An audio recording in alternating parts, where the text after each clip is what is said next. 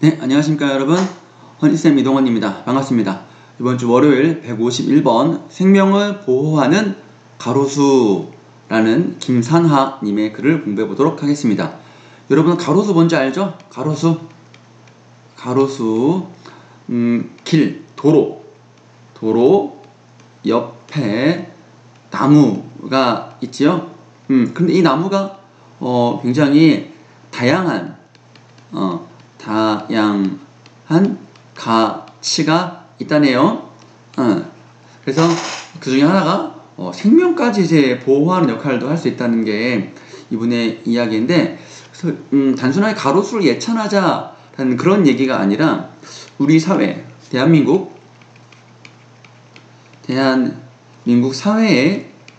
사회의 한 단면, 하나의 어떤 이슈를 가지고 그거를 바탕으로 대한민국 사회가 이러한 특징이 있고 이러한 문제를 좀 잘 이런 문제를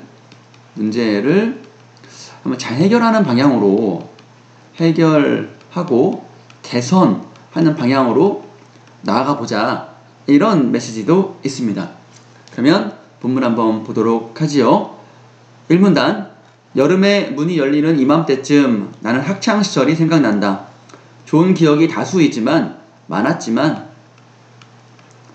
그 중에서 유난히 남는 아쉬움이 하나 있다.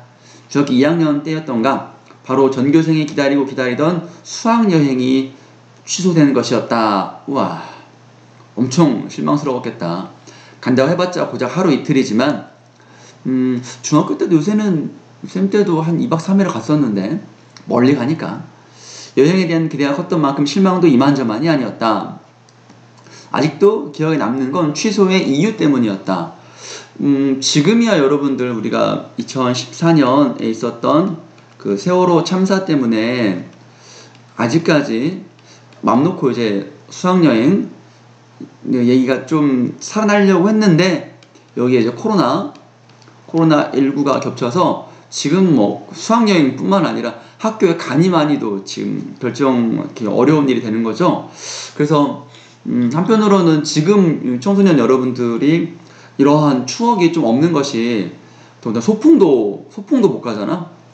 학교도 가니마니니까 그런 점에서 선생님은 좀 여러분들이 좀 안쓰럽다라는 그런 생각이 있습니다. 자, 이유를 한번 보니까 그 전에 이 학교에서 작년에 수학여행에서 사고가 생겼나봐. 그래가지고 야, 없애! 이렇게 된 거지. 그때 나는 처음 깨달았다. 어떤 한 가지 사건 하나로 인해, 이건 좀 중요한 문제예요 여러분들. 한 가지 사건 하나로 인해 아예 전체가 좌지우지라는 말은 결정, 폐지 아니면 신설 될 수 있다는 사실을 말이다. 참으로 불합리하죠, 이런 것들은. 그러니까 단순한 하나의 사건으로 결정이 돼버리는 거야. 이거는 조금 억울한 일일 수도 있겠잖아, 그지? 불합리하다라는 말은 합리적이지 않다, 이성적이지 않다, 논리적이지 않다, 이런 의미로 받아들이면 되고요. 그런 식으로 일어날 수도 있음을 배우게 되는 계기가 되었다. 어느 하나의 어떤 깨달음을 배우는 계기, 동기가 되었다라는 그런 얘기죠. 3문단. 어찌된 일인지 이 나라에서는, 대한민국을 말하는 겁니다, 그런 일이 자주 발생한다. 특히 사고를 전후해서 확 바뀌는 일들이 빈번하다라는 말은 많다, 많이 생긴다. 예를 들면 필자도 참여했던 한국국제협력단 코이카라고 합니다. 군복무 대체 프로그램, 그러니까 군대를 안 가고 군대 가는 대신에 국제협력 봉사요원으로 하면 군대를 안 간다는 거야. 이거는 이제 우리나라랑 관련이 있는 뭐 미국이나 그런 데 말고 조금 이제 흔히 우리가 좀 이제 아직 개발되지 않은 그런 나라에서 봉사활동하면 몇 년간, 한 3, 4년간 봉사활동하면 봉사활동 경력도 인정되고 군대도 이제 면제되는 거니까, 대신 가는 거니까 되게 봉사활동 좋아하고 영어 외국 좋아하는 사람들은 갈만하지. 근데 고생은 되게 심하지. 우리가 해외여행 가는 게 아니니까. 그렇다고 선진국으로 가는 것도 아니고 아직 개발이 필요한 그런 나라 가서 우리나라가 젊은이들이 가서 고생하는 거니까 고생은 하지. 그래도 보람은 되게 있다고 하더라고. 요원이 2012년 불의의 낙뢰 사고 이렇게 그 있잖아 우리가 뭐지 천둥 번개로 그만 돌아가셨어. 그래서 없어졌어. 그래가지고 이게 아예 이 좋은 프로그램이 그래서 이 사고 후속 처리로 문제를 놓고 폐지 여론이 생겼고 애초 외교부는 2014년부터 폐지하려고 했으나 이 파견된 요원들의 후속 조치 등을 이유로 법안이 위에 미루어지다가 2016년에 전격적으로 폐지되었어. 해외의 오지는 저기 이제 깊은 산골 개발이 안 되는 깊은 곳에 파견되어 값진 봉사활동을 하며 국방의 의무를 수행할 수 있었던 유익한 제도가 사실상 사고 하나로 아예 사라지게 됐지. 이거는 좀 아쉽다. 긍정적인 점도 있는데 이러한 방식의 지극히 불연속적이고 일방적인 행정 결정은 연속적이지 않잖아. 어느 날 갑자기니까 또 일방적이잖아. 그것처럼 많은 문제점을 안고 있다. 하지만 이분의 통찰력인 거예요. 다른 한 가지 의문을 제기하고자 한다. 무슨 일이 이런 일들처럼 무슨 일이 터져서 뭔가를 없애거나 중단하는 것이 정당화된다면이라고 가정하면 왜 같은 논리로 새로운 긍정적인 조치가 전격적으로 시행되는 전격적이란 말 그대로 전격적이란 말은 갑자기 시행되는 일 없나 거꾸로 보자는 거야.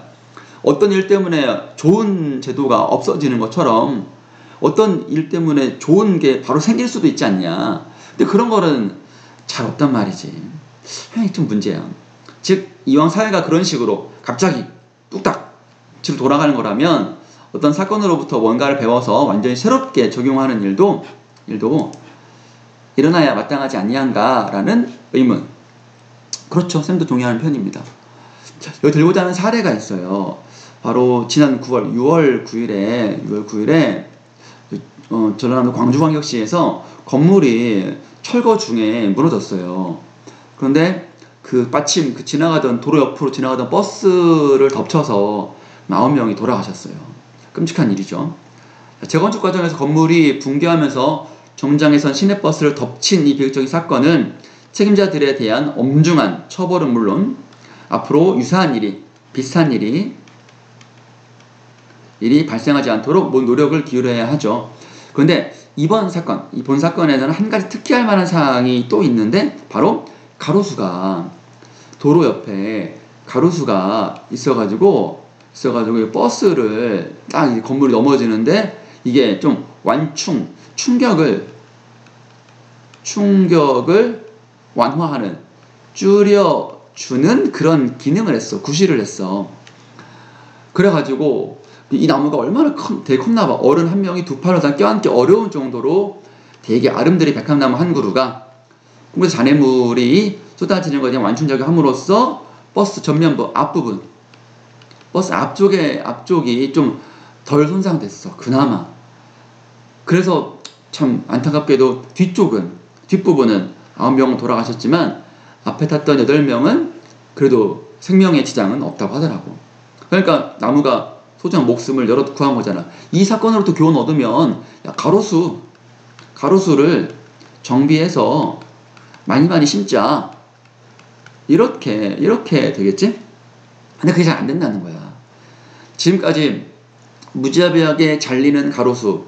그러니까 여러분들도 눈여겨보면 큰 도로 보면은 봐봐. 이렇게 막 이제 선생님 이제 글자 못 그리는데 이렇게 막 이제 막 무성한 나무가 때가 되면 앙상한 뼈대만 남아. 이렇게 뼈대만 남아. 우리가 마치 머리를 엄청 치렁치렁한 검은 머리결을 빡빡 깎은 거나 마찬가지인 거야. 쌤도 이거 보고 깜짝 놀랐어. 너무하다. 나무 죽는 거 아니냐. 이런 관리 방식을 한단 말이야. 좀 바꾸는 게 이걸 이렇게 하면 안 되지. 그냥 그대로 좀 가지치기만 좀 하면 안 되나? 정당화도 남지. 가로수는 좋은 점이 있어. 자, 밑줄 별표 치고 여러분들 정리하시고 공기도 봐봐. 이산탄소 먹고 산소 내뿜잖아. 그늘도 제공하고 여름에 덥잖아. 미세먼지도 막 흡착하고 산소도 발생하고 얼마나 좋아. 또 이번에 또 목숨까지 보호했잖아. 얼마나 많아. 자, 여기 별표 여러분 정리하시고, 끊이지 않은 도심 건축 사고를 고려하면 가로수의 이런 기능은 앞으로도 계속해서 발휘될 것이야. 그렇다면 이러한 가치를 인정하고 더더욱 가로수를 앙상하게, 아까 말했잖아요. 앙상하게, 이거 앙상하게 강저로 머리 깎는 거야. 이게 당장 중단되어야 한다. 그렇게 된다면 이 불행한 사건에서 어떤 한 가지 새로운 긍정의 변화를 이끄는 계기가 될 수 있다. 그래서 여러분들이 어느 한 어떤 정책을 함에 있어서 좋은 점이 발견되면 바로바로 시행하는 것도 필요하고, 근본적으로는 어떤 정책의 변화라는 것이 예측 가능하고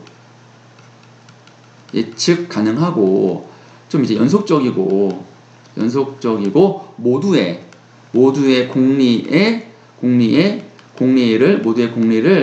공공의 이익을 증진하는 방향으로 가야지. 너무 일회적이고 즉흥적으로 하면 좀 그렇지. 나라의 일인데. 자, 이런 얘기를 하면서 여러분들 이번 시간은 여기까지 마칠게요. 수고했습니다.